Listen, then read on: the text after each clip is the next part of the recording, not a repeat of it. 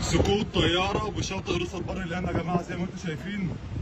سقوط طيارة بشاطئ 63 زي ما انتم شايفين يا جماعة، بتاريخ 19/5 زي ما انتم شايفين يا جماعة. الطيارة واقعة هناك كده، الطيارة واقعة ورا الصخور هناك كده يا جماعة. هفتح لكم لايف دلوقتي حالا.